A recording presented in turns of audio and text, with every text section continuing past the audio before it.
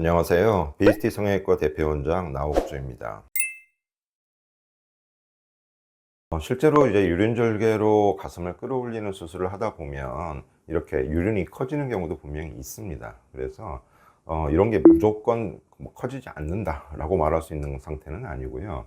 근데 이런 것들을 좀 최소화시키면서 미리 수술 전에 어느 정도 이거를 좀 예측할 수 있는 이런 방법이 있기 때문에 이런 거를 생각을 해서 과연 유륜 절개가 옳은 방식인지, 아니면은 흉터를 약간 더 감수를 하더라도 유륜이라든가 이런 게 오히려 더 깔끔하게 잘 흉터가 덜 보일 수 있는 형태를 취하는 게 나은 선택인지, 이런 것들을 수술 전에 미리 생각을 해서 판단을 해야 됩니다. 기본적으로 유륜 절개는 유륜 쪽으로 동그랗게 절개를 해서 그 주위 부분의 피부, 특히 이제 처진 경우에는 주로 위쪽의 피부가 되겠죠. 이쪽의 피부를 없애면서 바깥쪽을 이렇게 모아서 유륜 쪽으로 당기는 이런 형태의 수술입니다.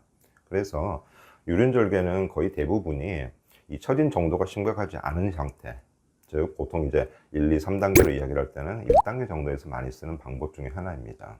그래서 이런 부분은 쉽게 말하면 가슴 전체 모양은 많이 변하지는 않는데, 이 가슴 전체에서 모양에서 유두와 유륜의 위치가 위쪽으로 이동하는 상태라고 생각하시면 됩니다. 그러니까 많이 처져 있는 가슴에서 가슴 전체를 끌어올리는 건 사실 유륜 절개로는 불가능한 거죠.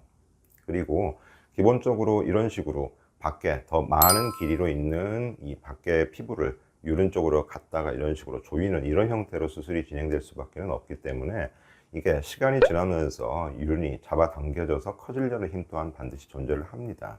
그래서 제가 수술할 때도 이런 힘들을 막기 위해서 안쪽에서 이런 피부들을 2중, 3중으로 고정을 하고 조직을 이렇게 당겨주는 이런 형태를 하기도 하는데, 그럼에도 불구하고 이 절제되는 피부 양이 굉장히 많아서 바깥쪽의 원의 둘레와 안쪽 유륜 쪽의 이 둘레 사이에 이 차이가 굉장히 큰 경우에는 이 힘이 나중에는 어느 정도 작용을 해서 유륜이 커질 수밖에 없습니다.